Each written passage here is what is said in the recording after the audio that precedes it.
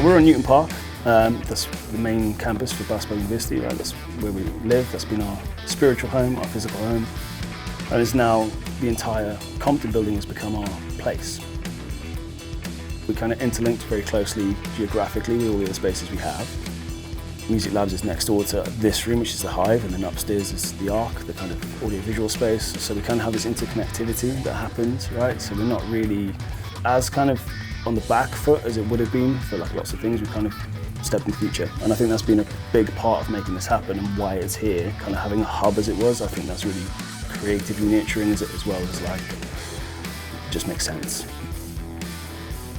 Space like this is slightly interesting, particularly as there's no live room control room, so it's all in one space. And I've worked in rooms like this a fair bit. You don't have the glass and the barrier, you can communicate really freely.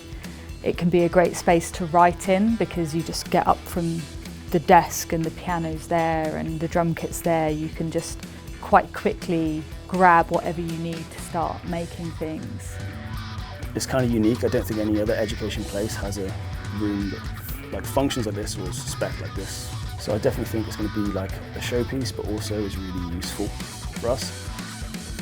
In the area of creative sound and music production, the Hive studio gives us a really amazing space to capture more contemporary extended Foley sound and more experimental sound works that are now commonplace in film scoring and game scoring, as well as tracking live action game and film sound with sound design and Foley and other bits of synthesis or experimental processes that we might use. Really inspired by lots of big studios. You know, we're restricted with space and we kind of work within those bounds, but to kind of have those big like Abbey Road and East West and you know, all these studios that made massive records, you know, the Beach Boys and the Beatles and stuff. There's a reason why those spaces are so important and they've made such amazing things. And it's because like interacting with the room and the space and how it sounds and how it feels, like that's our whole thing, is to try and make a space that you feel creative in.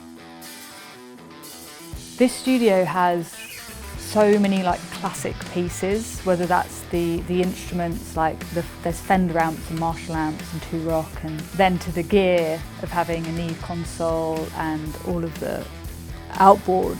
There's a lot of classic pieces there that you see across a number of studios. Even though it's not like a stage and you don't have an audience to kind of bounce back on, it's kind of nice because it feels like interesting giving like a new performance to a different room, if that makes sense. And I think I'd really enjoy kind of finalising songs, like finishing songwriting in them. I have the freedom to really kind of pursue any, like 10 versions of a track had I wanted, which is always lovely. Being in this recording studio really excites me because of how open it is, and it can allow the chance for a lot of collaboration. And I think also the fact that all the equipment's just ready to plug in and play. It's just at your fingertips really, so there's no boundaries to your creativity. You don't have to spend half an hour setting up a synth, it's just all ready to go. So I think the possibilities are just endless.